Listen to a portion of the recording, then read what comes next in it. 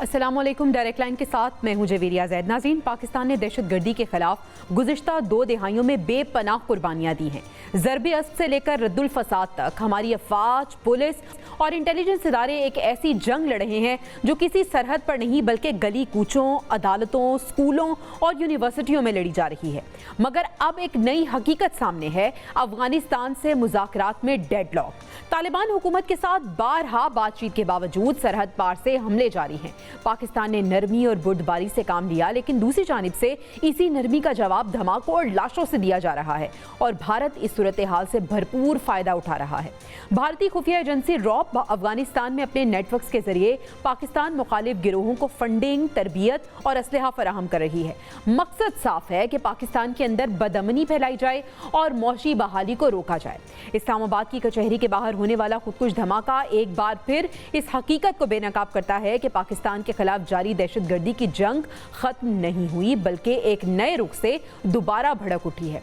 12 मासूम जानों की शहादत, 30 से ज्यादा अफराद का जख्मी होना और मुबैना खुदकुश बमबार के जिस्मानी अज़ा का सड़क पर बिखर जाना एक ऐसा अलमनाक मंजर है जो दिलों को दहला देता है। कैडेट कॉलेज वाना पर होने वाला खुदकुश हमला भी इसी तसलसल की एक कड़ी है। अफगान ख्वारजियों ने बारूद से भरी गाड़ी कॉलेज के मरकजी दरवाजे से टकराई। ये वाकया सिर्फ दहशतगर्दी नहीं बल्कि पाकिस्तान की रियासत, इसके अदालती निज़ाम और अवामी हौसले पर एक बराह रास्त हमला है।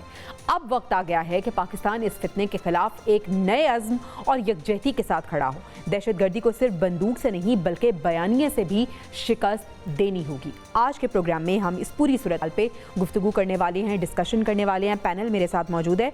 मैं आपसे तारुफ करा देती हूँ। Air marshal retired Aamir Masood साहब डिफेंस एनालिस्ट भी हैं, उन्होंने हमें ज्वाइन किया है। ब्रिगेडियर रिटायर्ड गजनफर अली साहब हमारे साथ मौजूद होंगे और अब्दुल्ला हमीद गुल साहब भी आज के डिस्कशन का हिस्सा होंगे।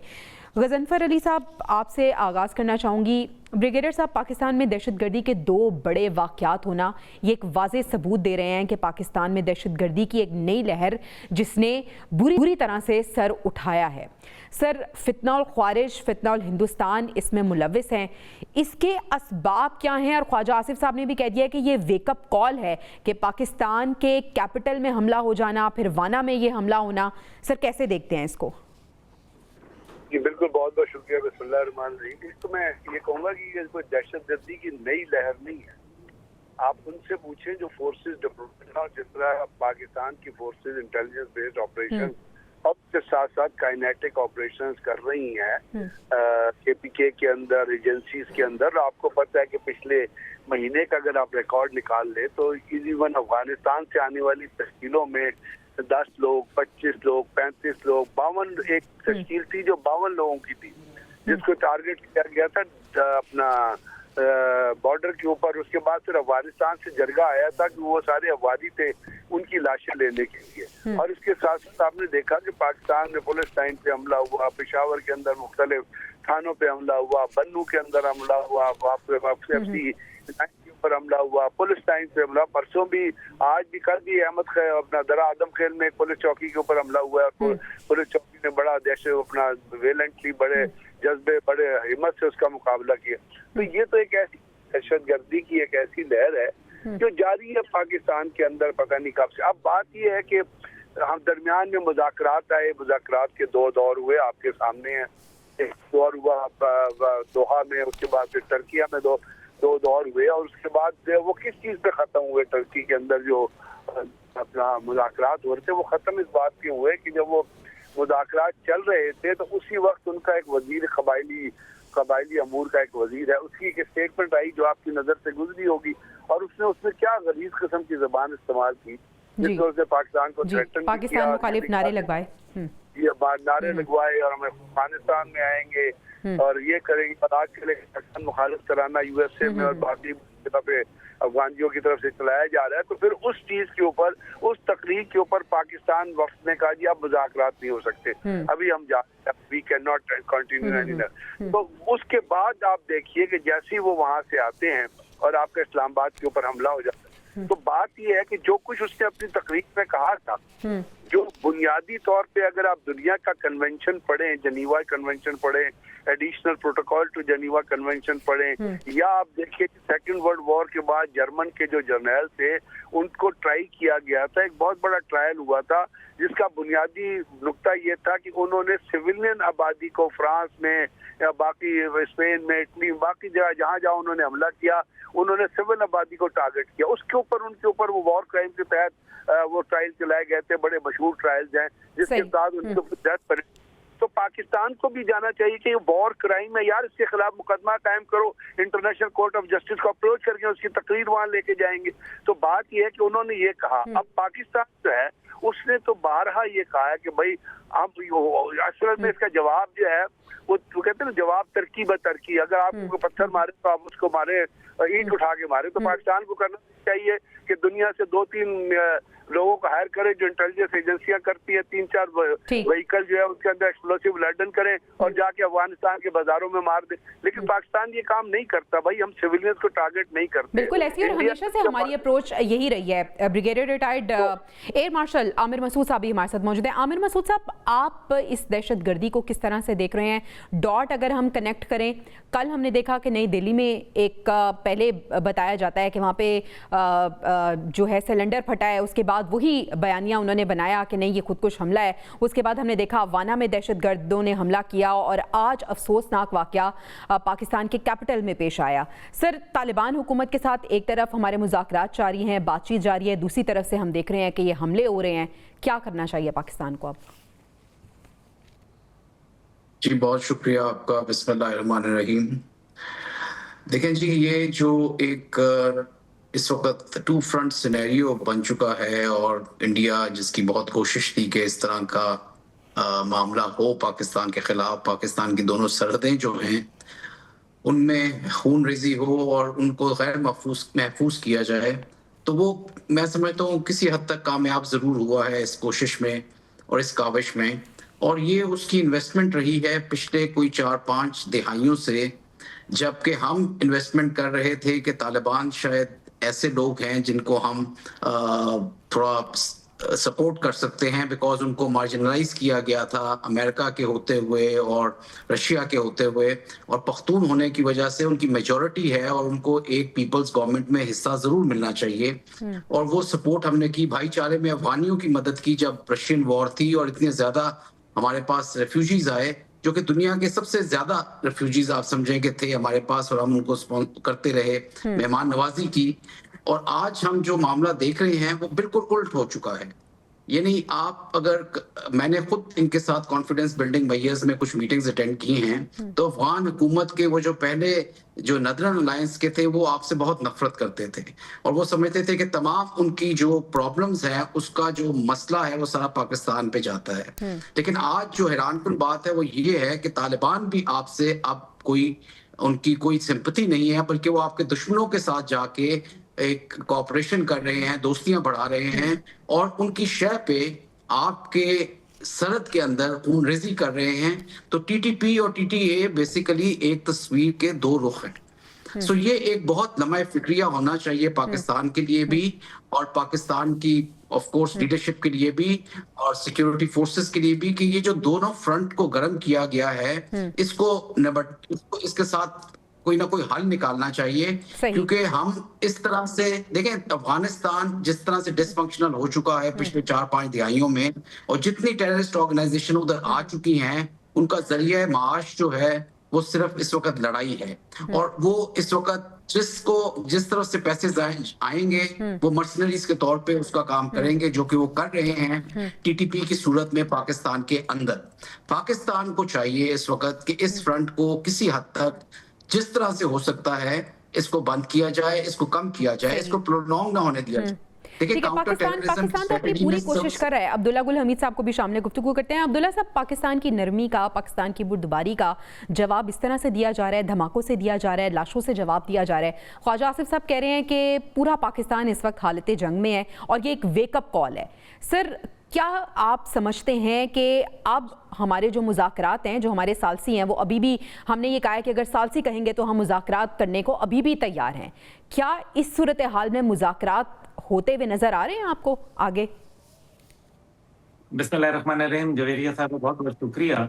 देखिए, पाकिस्तान हालत जंग में तो तब से है जब से 9/11 के बाद एक हम्म, हमने यू टर्न लिया था उस वक्त जनरल परवेज मुशर्रफ ने, हम्म, और उसके बाद फिर हम एक ऐसी जंग में शामिल हो गए और 2006 के अंदर पहला खुदकुश धमाका शुरू हुआ, हम्म, और ये डमाडोला के वाक़ये के बाद शुरू हम्म, हुआ था। और जिस तरीके से एयर मार्शल साहब ने, आमिर साहब ने बिल्कुल सही बात कही, मैं इत्तफ़ाक़ राय रखता हम्म, हूँ कि हमें बहरहाल अफ़गानिस्तान को किसी न किसी सूरत न्यूट्रलाइज़ करना है। हम्म, उनको जो मर्ज़ी है करके हमें जो है उनका ये अपना वेस्टर्न फ्रंट जो है ये हमें सिक्योर करना पड़ेगा। क्योंकि इसके अंदर हमारे पास 2 ऑप्शन हैं। पहली बात ये है कि मग़रिब को, ये अभी बातें बहुत पुरानी हो गई कि वो जो है वो भारत के साथ पैसा ले रहे हैं, वो भारत के वो फितने हैं, वो फलाना है, ढिमकाने हैं। हम्म, लेकिन असल बात ये है कि अमेरिका भी तो वहाँ एक बहुत बड़ी तादाद में असला छोड़ के गया हुआ है। अब अमेरिका अगर नहीं ले जा रहा, लेट्स से वो असला नहीं लेके जाते, वो जो है अफ़गानिस्तान वाले जो हैं वो इंडिया से पैसे लेने बंद नहीं करते, हम्म, और ये तमाम जो दहशतगर्दी के अड्डे हम्म, हैं, वो जो 2 दर्जन तंजीमें जो वहाँ बैठी हुई हैं, वो बिल्कुल काम कर रही हैं, और मज़ीद उसके अंदर एडिशन होते चले जा रहे हम्म, हैं। इन सब के बावजूद हम इसकी पॉलिसी को क्या करें? पहली बात यह है कि जब से फील्ड मार्शल साहब आए हैं, उन्होंने ऑफेंसिव डिफेंस जो है वो अपनाया है, डिफेंसिव डिफेंस पॉलिसी को तरक किया है। सही। दूसरी जानिब जो है, ये इंटरनेशनल दुनिया आपकी मदद को नहीं आ रही। Let's be very clear about it. अगर उन्होंने आना होता तो क्या भारत के साथ दिफाई डील होती?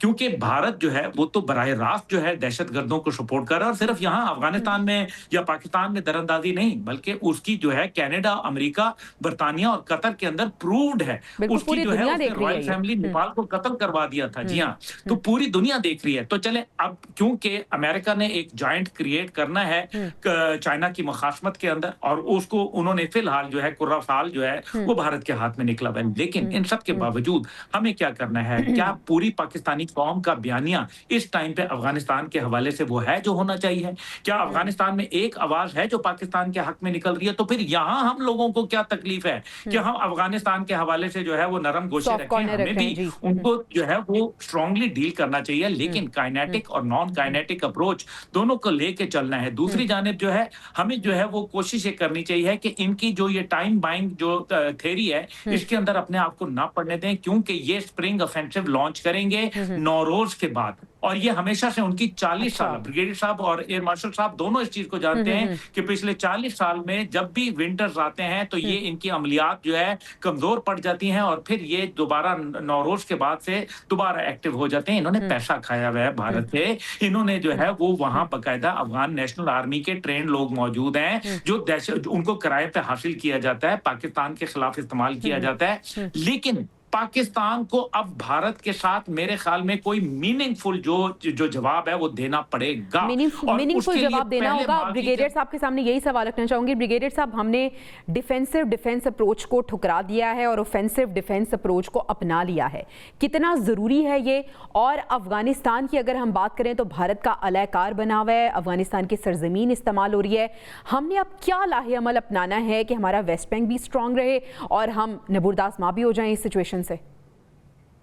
बात ये कि हमारे, जैसे आपने अभी बात हुई, एयर मार्शल साहब ने कहा कि दोनों बॉर्डर जो हैं वो एक्टिवेट हुए हैं। तो अभी डिफेंस का तो कॉन्सेप्ट ही कोई नहीं है। ऑफेंसिव ऑफेंस जो हमने अडॉप्ट किया हुआ है वो किस तरह, वो इसलिए है कि जब आपका वेस्टर्न बॉर्डर के ऊपर जो डिप्लॉयमेंट है उसके अंदर अगर पाकिस्तान तो 20 साल से डिप्लॉयड है। अब पाकिस्तान उस 20 साल से डिप्लॉयमेंट के बाद जिस वक्त अफगानिस्तान ने अपनी डिप्लॉयमेंट की है उसके साथ उन्होंने इंडिया अपनी आर्मी के साथ अपने जो ये फितना ख्वारिज और फितना हिंदुस्तान के जितने लोग हैं, अगर के किसी पोस्ट के ऊपर 100 लोग जो हैं वो अफगानिस्तान आर्मी के अंदर 100 ही उनके फितना ख्वारिज के या ये वफानी बाकी लोग मौजूद है, काले झंडे लेके काले कपड़े पहन के, उनकी वीडियो मौजूद है। वो अपर कुर्रम से शुरू हो जाएं और आप स्पिन बोल्दक तक चले जाएं और जितने तमाम सेक्टर दरमियान में आएंगे, गुलाम खान हो गया, वाना हो गया, उसके ऊपर जितनी चीजें वहाँ सारे आपको इनकी डिप्लॉयमेंट जो है वो मिलेगी। वहाँ पे पाकिस्तान ने अपना जो ऑफेंसिव पावर जो है वो दिखाई भी है और यूज भी कर।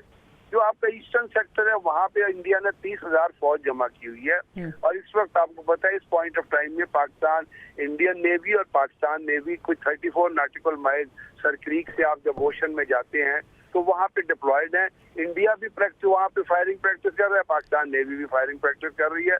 मीनिंग देयर बाय जो इंडिया ने पिछला नोटम जारी किया था उसके अंदर उन्होंने 8 किलोमीटर जो पाकिस्तान के एक्सक्लूसिव इकोनॉमिक जोन है उसको शामिल किया हुआ था। तो इसके लिए बड़ी जरूरी था कि पाकिस्तान नेवी वहाँ जाके अपना ऑफेंसिव पोस्चर जो है वो डिस्प्ले करे और उनको कन्फ्रंट करे। इसी तरह जब आप रहीम यार खान सेक्टर से ऊपर आप नारा गैप से ऊपर आप जाके रन ऑफ कच्छ तक जाते हैं तो वहाँ पे जितनी हमारी डिफेंस में फॉर्मेशन डिप्लॉयड थी वो सारी की सारी वहाँ पे जो एसेट्स मूव करने थे पाकिस्तान में अगर जरूरत पड़े, जिसके लिए आपको लॉन्ग रेंज वेपन की जरूरत पड़ सकती है, आपको अपना मिसाइल बैटरी की जरूरत पड़ सकती है, आपको बाकी चीजें जैसे पाकिस्तान ने पिछले स्टैंड ऑफ में इस्तेमाल किया था वो मौजूद है। और naturally I am sure Pakistan air force जो है उसने भी अपने पहले भी टारगेट सिलेक्ट किए होते और मुझे लगता है कि पाकिस्तान के खास तौर पे पिछले 5 दिनों से पाकिस्तान के जो एयर बेसिस है वो भी एक्टिवेट हुए हैं और एयरफोर्स फुल्ली प्रिपेयर्ड है किसी भी इवेंचुअलिटी का मुकाबला करने के लिए। बिल्कुल तो अब ऐसे ही ये तमाम चीजें तो इस तरह बॉर्डर इस तरह स्टेबलाइज करने हैं। अब असल जो प्रॉब्लम इस वक्त है वो है कि ये जो दहशतगर्दी का जो एक अंसर है इसको खत्म किस तरह करना है, इसको किस तरह आपने लेके चलना है, उसमें कौन सी चीज। अब वो जमाना अब वो चीजें जैसे अब्दुल्ला साहब ने भी कहा कि जी वो हर एक को पता है कि इंडिया सपोर्ट कर रहा है, हर एक को पता है कि राउंड के उसमें के लिए मैंने आपको बताया कि जैसे अमेरिकन फोर्सेस अफगानिस्तान में थी, अदक्षा में मुसैद का और रॉ का एक ट्रेनिंग सेंटर था, एक ऐसा सेंटर था जहां हेब्रियो में कुरान करीम को ट्रांसलेट किया जाता था और वहां पे लोगों को जाके भर्ती करके उनको मिसगाइड करके पाकिस्तान के अंदर इस्लामी तालीमात को म्यूटिलेट का चेंज करके लॉन्च किया जाता था। यानी अब सवाल ये है कि दहशतगर्दी का सद्देबाब किस तरह से करना है। आमिर साहब, किस तरह से हमने इसका सद्देबाब करना है, क्योंकि इस्लामाबाद में ये हमला होता है, सिंध को भी हाई अलर्ट कर दिया गया है, पंजाब को भी हाई अलर्ट कर दिया गया है। सर, करना क्या है, कौन कौन से फोरम हैं जो पाकिस्तान को इस्तेमाल करने हैं, सिफारती महाज पे किस तरह से लड़ना है और ओवरऑल सिक्योरिटी को बेहतर करने के लिए हमें क्या करने की ज़रूरत है? देखिए, मैं सिर्फ आप 3 मिनट लूंगा थोड़ी सी एक्सप्लेन करने के लिए सिचुएशन। देखिए, इंडिया वाली सिचुएशन, हमारे बॉर्डर पे जो इंडिया वाली सिचुएशन है और जो वेस्टर्न फ्रंट पे सिचुएशन है, ये 2 डिफरेंट सिचुएशंस हैं और इनमें इनकी स्ट्रेटेजी या इनको काउंटर करने का तरीका भी डिफरेंट होना चाहिए। लेकिन एक चीज जरूर है कि इनमें दोनों में आपस में एक कनेक्शन मौजूद है, क्योंकि इंडिया ये जानता है कि वो कन्वेंशनल तरीके से पाकिस्तान को जेर नहीं कर सकता। उसने वो चीज देख ली पहलगाम में भी और पुलवामा में भी, और उसको जो है शिकस्त का सामना करना पड़ा। तो अब उसकी स्ट्रेटेजी यही होगी कि वो किसी तरह से जो है वो अनकन्वेंशनल तरीके से, इरेगुलर तरीके से, और ये जो टेररिस्ट वाला सिचुएशन है इस वाले तरीके से पाकिस्तान को जख्म करे और वो जो कहते हैं कि 1000 कट्स लगाने की कोशिश करे ताकि पाकिस्तान की ज्यादा से ज्यादा कैजुअलिटीज हों, जो कि वो करते भी रहे हैं। और मेरा ख्याल में इस साल में जितनी कैजुअलिटीज हो गई हैं वो शायद किसी जंग में भी इतनी कैजुअलिटीज नहीं हुई जिसमें मासूम जानें भी गई हैं और हमारे मिलिट्री के बहुत सारे यंगस्टर्स और बड़े प्रोफेशनल लोग जो हैं उनको शहादत नसीब हुई है। तो ये वाली चीज जो है इसके ऊपर वो अब जोर ज्यादा देंगे और वो कोशिश करेंगे कि वो अफगानिस्तान की तरफ से अफगानियों को इस्तेमाल करते हुए आपकी सरजमीन पे इस तरह की दहशतगर्दी को जारी रखे। और दहशतगर्दी जो है उसके लिए जिस तरह टेररिस्ट जो है वो सिर्फ थ्राइव करता है 3 चीजों पे। एक कहते हैं पीपल्स गन्स एंड मनी, यानी कि उसकी अगर रिक्रूटमेंट हो रही है, जो डिसग्रंटेड लोग हैं, चाहे वो अफगानी हैं, चाहे हमारे बॉर्डर के उधर पाकिस्तान के सूबे बलूचिस्तान या केपी के लोग हैं, उनको वो रिक्रूट करने की कोशिश करते हैं। हथियार उनके पास बेतहाशा मौजूद है, 7 बिलियन का हथियार, जिस तरह को पहले भी जिक्र किया, अमेरिका उधर छोड़ के गया हुआ है और उसमें छोटे एम्यूनिशन से लेके बड़े एम्यूनिशन और आर्मर्ड व्हीकल्स जो हैं वो मौजूद हैं। और उसके अलावा जो तीसरी चीज है वो फाइनेंसिंग है, जो कि इंडिया बेतहाशा और बेदरेक कर रहा है और बहुत ज्यादा कर रहा है। अब ये अवामिल तो उनको मौजूद हैं और वो कॉन्टिन्यूसली जो है टेररिज्म के एक्ट्स करते रहेंगे पाकिस्तान के अगेंस्ट एट विल। और वो हमें नजर भी आया कि जो चीज हुई इंडिया में उसके 24 घंटों के अंदर अंदर पाकिस्तान के अंदर 2 जो है वो इस तरह के अटैक्स हुए और बेतहाशा जाने जो है वो जाया हुए। लास्टली मैं ये कहना चाहूंगा कि देखें, इसको काउंटर करने का जो बेहतरीन तरीका है वो यही है कि whole of the nation approach हो। आप ग्रीवेंसेस जो अपने लोग हैं, जो अपने लोग हैं, उनको साथ लेके चलें। इंटरनली जो है कोई डिवीजन नहीं होनी चाहिए। और दूसरा, जो आपके नेबर्स हैं, इमीडिएट नेबर्स, जो कोर नेबर्स हैं, चाहे ईरान है या चाइना है, इनके स्टेक्स हैं अफगानिस्तान में, इनको इन्फ्लुएंस करना चाहिए अफगानिस्तान को, जिस तरह टर्की और कतर कर रहे हैं, थ्रू इकोनॉमिक और थ्रू मिलिट्री मीन्स के उनको किसी तरह से कोअर्जन हो कि वो इस तरह की चीज को अवॉइड करें और पाकिस्तान के साथ डायरेक्ट कन्फ्रंटेशन ना करें, और उधर किसी तरह की इकोनॉमिक एक्टिविटी जनरेट हो ताकि म्यूचुअल स्टेक होल्डर्स बने और आपस में एक पॉपुलेशन को देखें और उनको लेकर आगे चलें, बजाय इसके, because Afghanistan has nothing to lose. I would say again, Afghanistan के साथ हम जितना ये प्रोलॉन्ग करेंगे नुकसान हमारा होगा। वो लोग तो ऑलरेडी इस चीज में महारत रखते हैं और यही चीज उनका पेशा है जो करते रहेंगे। ठीक है अब्दुल्ला गुल तो साहब, हमें इस चीज को जितना कम कर सकते हैं करना चाहिए। ठीक है आपका पॉइंट आ गया। अब्दुल्ला गुल साहब, ये बताइएगा कि पाक अफगान कशीदगी जो है दोनों ममालिक के साथ साथ ये खित्ते के लिए कितनी ज़्यादा डेंजरस है। और फिर मैं आपसे वाना अटैक की भी बात करना चाहूँगी।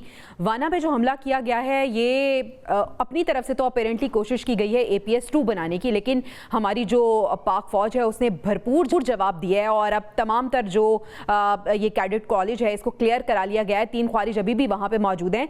लेकिन सर सवाल अब ये है कि हमने अपने जो हमसाया ममालिक के साथ ताल्लुकात हैं उनको मज़ीद बेहतर किस तरह से बनाना है। क्या ये जो सालसी हैं मुज़ाकरात में, इस्तांबुल की हम बात कर लें या हम बात कर लें जो दूसरे सालसी हैं तुर्की की बात कर लें, क्या ये काफ़ी हैं या हमें ईरान के साथ और दीगर ममालिक के साथ भी अपने ताल्लुकात को मज़ीद उस्तवार करने की ज़रूरत है ताकि सब मिलकर अफगानिस्तान पर प्रेशर डाल सकें? के ऊपर जो प्रेशर है वो तो हम डाल रहे हैं और जाहिर है तुर्किया इस सिलसिले में जो है अपने डिफेंस मिनिस्टर को और अपने जो इंटेलिजेंस चीफ हैं MIT के उनको भी भिजवा रहे हैं। प्रेसिडेंट अर्दोगान ने कहा है। इसी तरीके से कतर के साथ भी पाकिस्तान के बहुत अच्छे मरासिम हैं, मुझे पर्सनल मालूम है। और दूसरी जानिब जो है वो ईरान के ऊपर अभी हमारे मोहसिन नकवी साहब जो है वो वहाँ एक अहम दौरे पे गए थे, जिसके अंदर उन्होंने जो कंधार ग्रुप है, जो हेरात ग्रुप है, उसको काफ़ी हद तक न्यूट्रलाइज कर दिया है। लेकिन उसके बरक्स जो है, जब तक कि अफगानिस्तान डीवेपनाइज नहीं होगा, जब तक कि अमेरिका अपना असला जो कि उन्होंने कहा था वो वापस नहीं लेके जाएगा, तब तक जो है अफगानिस्तान में इस किस्म के जो फितने हैं वो पैदा होते चले जाएंगे। दूसरी जानिब जो है आर्मीनिया के साथ डिफेंस डील हुई है भारत की, और आप ये देख लें कि वो आर्मीनिया के पास असला कहाँ से आता है, किस जगह से आया, ये बात हमें अच्छी तरीके से मालूम है। बहरहाल इस सब के हट के जो बात है वो ये है कि क्या इस टाइम पे कोई गारंटर बन रहा है। पहले जो है वो कोई ना कोई मुल्क जो होता था वो दरमियान में आ जाता था और जिनकी बात जो है इंडिया और पाकिस्तान दोनों सुन लिया करते थे।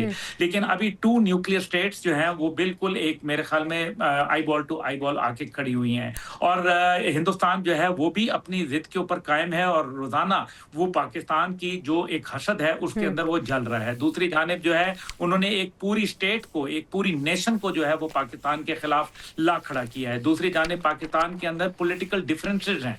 इस टाइम पे जो है वो आपके 2 सूबों के अंदर जो है वो दहशतगर्दी की जंग लड़ रहे हैं। आपकी जो कैपेसिटी है वाना के अंदर अगर आप बात करें तो सूबे की जो सिक्योरिटी फोर्सेस थी आज उनकी कैपेसिटी जो है वो मेरे ख्याल में बुरी तरीके से जो है वो सामने आई है, क्योंकि अफवाज पाकिस्तान अगर ना होती तो मेरे ख्याल है कि एक बहुत ही बड़ा सानिया रोनुमा हो सकता था। तो ये तो एक बहुत खतरनाक सूरत हाल है। आप ये देखिए क्योंकि उन्होंने ऑपरेशन त्रिशूल लॉन्च किया हुआ है, उन्होंने ऑपरेशन महादेव, जिसका मतलब यह है कि डिस्ट्रक्शन का देवता, उन्होंने जो है बकायदा इसको पाकिस्तान के खिलाफ शुरू कर दिया है। ऑपरेशन सिंदूर 2 अफगानिस्तान से हमला कर, और उसके साथ भी अब्दुल्ला साहब हम ये देख रहे हैं, अभी हमें ब्रेक पे जाना है, ब्रेक से वापस आएंगे तो हम नई दिल्ली में जो कल धमाका हुआ है उसके बाद जिस तरह से ट्रोल किया जा रहा है मोदी सरकार को उस पर बात करेंगे। जर्नलिस्ट भी बात कर रहे हैं, ऑपोजिशन भी बात कर रही है, क्या कह रहे हैं वो जानेंगे ब्रेक के बाद। Stay with us.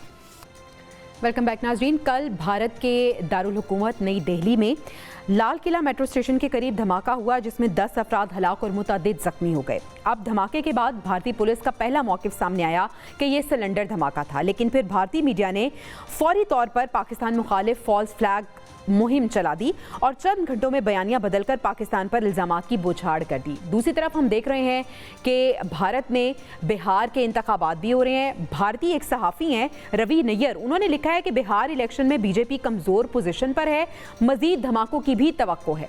ब्रिगेडियर साहब, भारत के अंदर जो कुछ हो रहा है या आज से पहले जो कुछ हुआ, ये उसी की ही एक कड़ी और तसलसल चल रहा है कि भारतीय सहाफ़ी भी ट्रोल कर रहे हैं, ऑपोजिशन जमात भी ट्रोल कर रही है मोदी सरकार को, और फिर हमने देखा कि कल वहाँ पे हमला हुआ, आज पाकिस्तान के दारुल हुकूमत में दहशतगर्दाना ये हमला हो गया। सर, डॉट्स को किस तरह से कनेक्ट करते हैं, और ख़ासतौर पर अगर हम भारत की बात करें तो यही वतीरा उनका रहेगा?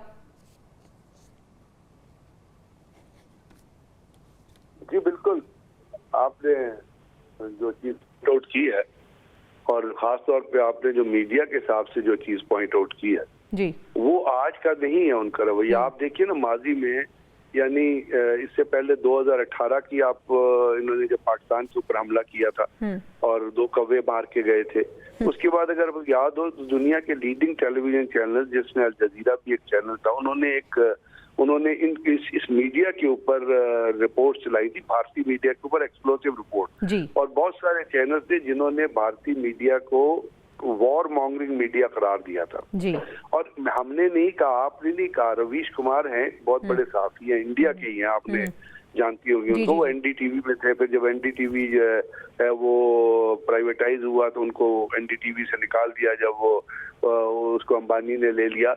वो इसको गूदी मीडिया कहते हैं जी। और उस गूदी मीडिया में वो अर्नब गोस्वामी और जितने अब तक टी चैनल और जितने उन सबको इन्वॉल्व करते हैं। उन्होंने ये प्रूव किया है कि ये मीडिया कंसिस्टेंटली झूठ बोलता है। अभी आप देखिए जो वहाँ पे जो कुछ दिल्ली के अंदर हुआ है और जिस तरीके कार से वो धमाका हुआ है, वो किसी तरह भी ये इंडिकेट नहीं करता कि ये किसी ऐसे दहशतगर्दी का काम है या किसी दहशतगर्दों ने, लेकिन उसके ऊपर पहले उन्होंने उसको एक नैरेटिव लिया, फिर दूसरा नैरेटिव लिया, उसके बाद उसने उसको बिल्कुल बदल दिया।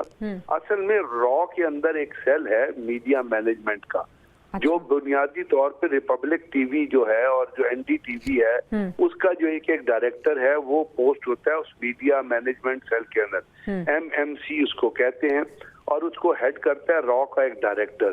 तो जब भी इन लोग कोई काम करना होता है तो वहाँ पे एक नैरेटिव बनाते हैं, वो सारे जो है मीडिया को फीड करते हैं। अगर आपने देखा हो तो अभी पिछले दिनों इंडियन जो सीजीएस है अपना इंडियन और लेफ्टिनेंट जनरल गाय, उन्होंने एक ब्रीफिंग दी थी और वो ब्रीफिंग जो है उसने और किसी को नहीं बुलाया, रिपब्लिक टीवी का जो हेड था अर्नब गोस्वामी और उसके साथ जो उसकी टीम थी, और जब उसने अपनी ब्रीफिंग शुरू की तो उसने अर्नब गोस्वामी का नाम लेके वो ब्रीफिंग शुरू किया। I am very thankful to.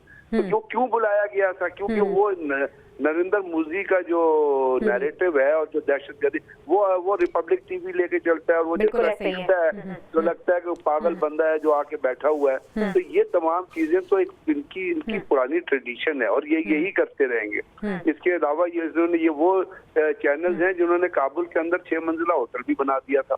ये वो चैनल है जो तालिबान को और अफगान लीडरशिप को गालियां दिया करते थे, अभी उनको गले लगा के उनको कहते थे दहशतगर्द हैं। अभी इन्होंने अपना पुलवामा हमले के बाद जो इन्होंने एक नैरेटिव बिल्ड किया था वो भी सबके सामने है।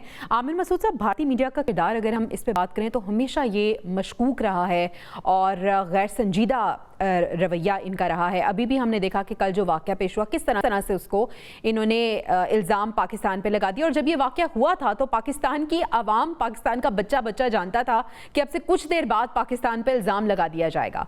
भारत, भारतीय मीडिया, मोदी सरकार, एक तरफ बिहार इंतखाबात हो रहे हैं, दूसरी तरफ ये धमाके होना, और भारतीय सहाफ़ी खुद कह रहे हैं कि ये ड्रामा मजीद अभी आगे चलेगा। कैसे आप रीड करते हैं इसे? जी बिल्कुल सही बात है कि भारत का जो मीडिया है वो बहुत ज्यादा, मतलब उसमें एक फॉल्स नैरेटिव वगैरह और झूठ वाला एलिमेंट बहुत ज्यादा हमेशा से रहा है। आपको पता होगा जब इन्होंने पुलवामा वाले में जो है वो अभिनंदन को ये कह दिया था कि वो इन्होंने क्या 16 मारा है, और उसके बाद उसको एक तमगा भी दे दिया और ये बताया कि पाकिस्तान का एक जहाज जो है वो गिर गया। ये बिल्कुल झूठ पे मुनस्सब था, जो पूरी दुनिया ने बताया कि ऐसा कोई वाकया नहीं हुआ। तो ये झूठ, फॉल्स और डिसीट जो है वो उनका शिवा रहा है और बड़ा इररिस्पांसिबल, इमेच्योर किस्म की उन्होंने हमेशा से कवरेज दी है। एक हैविंग सेड दैट, मैं ये समझता हूँ कि अब देखें ये वाकयात जो है, ये जब से आप पार्लियामेंट अटैक अगर आपको याद हो 2001, उसके बाद फिर उड़ी का वाकया हुआ, पठानकोट का वाकया हुआ, पुलवामा हुआ, पहलगाम हुआ, 2001 में तो उन्होंने ये भी कहा था पार्लियामेंट पे के अटैक के बाद कि जी ये जो है 9/11 है इंडिया के लिए। लेकिन जब उन्होंने जो भी काइनेटिक एक्शन कन्वेंशनल तरीके से लेने की कोशिश की है पाकिस्तान के अगेंस्ट, उनको कोई खातिर ख्वाह फायदा नहीं हुआ, बल्कि शिकस्त का और एक किस्म की बेइज्जती का सामना करना पड़ा है। तो मैं समझता हूं कि अब हमें ये देखने की जरूरत है कि आगे इनके जहन में क्या चीज चल रही है कि जिसकी वजह से वो पाकिस्तान को नुकसान पहुंचाना चाहेंगे, या वो बिकॉज हमेशा इंडिया ने पाकिस्तान के अगेंस्ट एक जीरो सम गेम खेली है। वो चाहेगा कि इस वाकये को जो भी स्टेज मैनेज उन्होंने इंसिडेंट्स किया है उससे किसी तरह से पाकिस्तान को जो है वो नुकसान पहुंचाया जाए। और वो जो मैं समझता हूँ जाती तौर पे कि कोई ऐसी टेक्नोलॉजी एडवांसमेंट या वेपन इंडक्शन या कोई ताकत उनके पास नहीं आई पहलगाम के बाद से या ये ऑपरेशन संदूक के बाद से कि वो पाकिस्तान को किसी तरह से जेर कर सके। बिल्कुल तो उनकी कोशिश यही होगी, जिस तरह मैंने आपसे पहले भी जिक्र किया, कि वो अफगानी लोगों को इस्तेमाल करें जो पाकिस्तान के अंदर मौजूद हैं और पाकिस्तान के वेस्टर्न बॉर्डर्स पे मौजूद हैं। देखिए ये वो एरियाज हैं जिन पे हमें बहुत कॉशियसली चलना पड़ेगा। हमारी बड़ी इंस्टॉलेशंस हैं जो कि मतलब आप कह सकते हैं सेंसिटिव इंस्टॉलेशंस हैं, जिधर आप ये देखने की जरूरत होगी कि कोई ईरान की तरह का वाकया ना हो, कोई ऐसे लोग अंदर मौजूद ना हो जो क्योंकि घर का भेदी हमेशा लंका ढाता है। अब्दुल्ला साहब, अगर हम भारतीय हुकूमत और मीडिया की बात करें तो अपनी दाखिली बहरान से तवज्जो हटाने के लिए हमेशा वो इस तरह की हरकतें करते हैं, लेकिन पाकिस्तान का रवैया हमेशा ये रहा है, पहलगाम वाकया हो या अभी ये जिसका इल्ज़ाम पाकिस्तान पर लगाने की कोशिश कर रहे हैं, कल वाला जो एक वाकया पेश आया, पाकिस्तान कहते हैं कि अगर आपके पास सबूत है तो हमें सबूत पेश करें। पूरी दुनिया के मीडिया के सामने पाकिस्तान ये बात करता है, लेकिन जब सबूतों की बात आती है तो ये बिल्कुल खामोश हो जाते हैं। देखिए, जहाँ तक जवेरिया साहबा बात यह है कि ये तमाम हम गुड बॉय बन रहे हैं, वो बैड बॉय हैं, उनकी जो बैड बॉय है उसको पूरी दुनिया एक्सेप्ट कर रही है, हमारे सबूतों को नहीं मान रहे। 10 साल से जो है वो केस मौजूद है ICJ के अंदर। ब्रिगेडियर गजनफर साहब ने शुरू में कहा कि हमें मुकदमा लेके जाना चाहिए। जो पहले मुकदमा लेके गए हैं तो क्या कुलभूषण यादव को फांसी हो गई है? क्या उसको, हालांकि वो सेकेंड वर्ल्ड वॉर के बाद सबसे बड़ा जो है वो टेररिस्ट है, और वो बाकायदा मतलब आज जो पाकिस्तान में जो कुछ हो रहा है, वन ऑफ द रीजन जो है वो उसके स्लीपर सेल्स मौजूद हैं। अब जो दूसरी जानिब बात यह है कि इस सारे के अंदर वो नैरेटिव भी बिल्ड करते हैं, वो सारा कुछ करते हैं, बिल्कुल करते हैं, इसमें कोई शक व शुबा नहीं है। वो खुले आम कर रहे हैं, उनको कोई नकेल डालने वाला नहीं है, कोई उनको पानी के ऊपर रोकने वाला नहीं है, उनको किसी किस्म की दरअंदाजी पे रोकने वाला नहीं है। सिर्फ क्रीक के मामले के ऊपर, सियाचिन के मामले के ऊपर। अब्दुल्ला साहब, अमेरिका कोई किरदार अदा कर सकता है डोनाल्ड ट्रंप? देखिए, सिर्फ डोनाल्ड ट्रंप साहब जो हैं वो क्या फलस्तीन के ऊपर किरदार नहीं अदा कर सकते, लेकिन क्या इजराइल को उन्होंने हर किस्म की खुली छूट नहीं दी हुई? तो भारत को भी छुट्टी दी हुई है, भारत को भी जो है वो खुली छूट है। पाकिस्तान को बड़ा सपोर्ट करते हैं, फील्ड मार्शल को फेवरेट का है, शहबाज शरीफ साहब की तारीफ की। सपोर्ट करते हैं, बिल्कुल ज़बानी सपोर्ट करते हैं, बहुत अच्छी बात है। ये भी एक बड़ी मेरे ख्याल में हमें जो है फायदा है, लेकिन क्या अमली तौर पर जो है वो भारत के साथ नहीं खड़े? क्या कॉन्डोलीजा राइस से लेके जो है हिलरी क्लिंटन और हिलरी क्लिंटन से मार्को रूबियो तक जो है आज तक, यही अभी पाकिस्तान जो इंडिया की जंग हुई थी तो मार्को रूबियो ने क्या कहा था कि इंडिया को स्टीम आउट करने दें अपना एंगर, लेकिन पाकिस्तान ने जो है इनकी बात को सुना अनसुना कर दिया था। लेकिन इस सब के बावजूद मैं ये समझ रहा हूं कि ये जो वॉर मॉन्गरिंग जिस तरह से शुरू है, इसके नतायज अच्छे नहीं होंगे जवेरिया बीबी, क्योंकि बात यह है कि इंडिया के अंदर एक हाइप क्रिएट हो रही है, इस खित्ते के अंदर हाइप क्रिएट हो रही है, पाकिस्तान के अंदर भी एक हाइप क्रिएट हो रही है, and it will and up into a disaster. इसलिए बेहतर यह है कि जो वर्ल्ड पावर्स हैं उनको ये पाकिस्तान और इंडिया के दरमियान एक मामला जो है वो कहीं ना। अब्दुल्ला साहब, बड़ा इंपॉर्टेंट पॉइंट आपने रेज किया वर्ल्ड पावर्स के हवाले से। हम ब्रेक के बाद बात करेंगे, अभी हमें ब्रेक पे जाना है। ब्रिगेडियर का मैं शुक्रिया अदा करना चाहूंगी। नाज़रीन, जब हम ब्रेक से वापस आएंगे तो हम डिस्कस करेंगे अब हमने करना क्या है और जो वर्ल्ड पावर्स हैं वो किस तरह से हमें हेल्प कर सकती हैं। Stay with us. Welcome back नाज़रीन। वज़ीर-ए-आज़म शहबाज शरीफ साहब की बात करें तो पाकिस्तान में होने वाले दोनों दहशतगाना हमलों की उन्होंने शदीद अल्फाज में मजम्मत की है और भारत को ये मुर्दे इल्ज़ाम भी ठहराया है। अब्दुल्ला साहब, ब्रेक पे जाने से पहले आप वर्ल्ड पावर्स का जिक्र कर रहे थे, आप बात कर रहे थे कि पाकिस्तान को किस तरह से उन वर्ल्ड पावर्स को अट्रैक्ट करना है, उन्हें बताना है, अपना मुकदमा बयान करना है, और कौन कौन इसमें शामिल है और किस तरह से पाकिस्तान को हेल्प आउट कर सकते हैं। इस टाइम पे हकीकत यह है कि अरब दुनिया के हवाले से हम बात करते हैं, अच्छा एक हमारा मुआहदा भी हुआ है और सऊदी अरब जो है वो असर्ट कर सकता है, कतर असर्ट कर सकता है। लेकिन इन सब के बावजूद क्या सऊदी अरब ने, कतर ने, दीगर अरब ममालिक ने भारत के हवाले से कोई मजबूत मौक़िफ़ जो है वो इख्तियार किया है अभी तक? तो अनफॉर्चुनेटली ऐसा नहीं। नहीं नज़र आता। लेकिन हुँ। अनफॉर्चुनेटली इसका जवाब क नफ़ी में है। दूसरी जानिब जो है तो जो चीन है वो भी मेरे ख़्याल में हमसे अब थोड़ा-सा उनके यहाँ भी एक सोच का फ़र्क मैं महसूस कर रहा हूँ। मैं उनकी क़यादत से बख़ूबी वाक़िफ़ हूँ और मेरा ताल्लुक़ है उनका।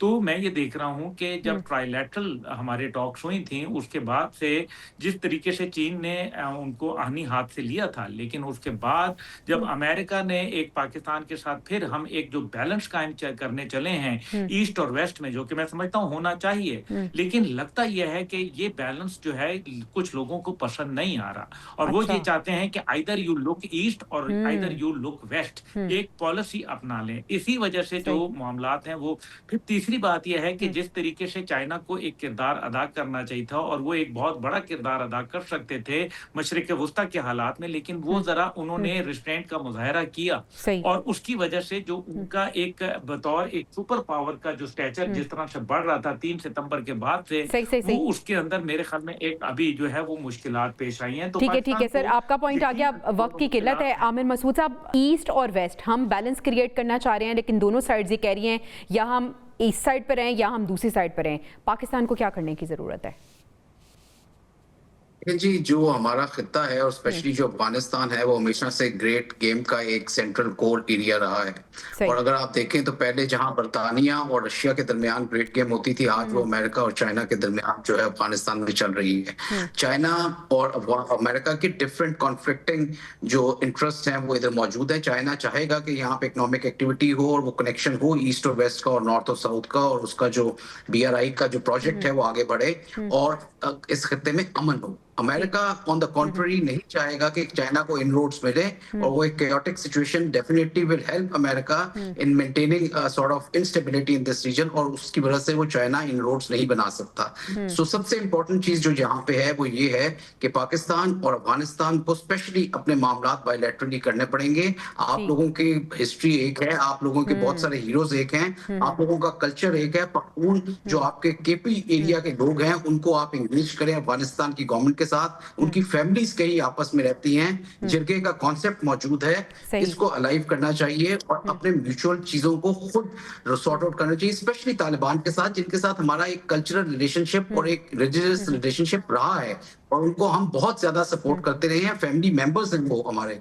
तो इस फ्रंट को हमें जितनी जल्दी हो सके न्यूट्रलाइज करना चाहिए और इंडिया को ठीक है, यानी वर्ल्ड पावर्स बड़ी इंपॉर्टेंट है, लेकिन पाकिस्तान अफगानिस्तान का जो मामला है वो बायलैटरली अगर हल हो जाए तो बहुत बेहतर होगा। नाज़रीन, ये वक्त सिर्फ सोचने का या गम मनाने का नहीं है, बल्कि फैसला कुन इकदाम का वक्त अब आ चुका है।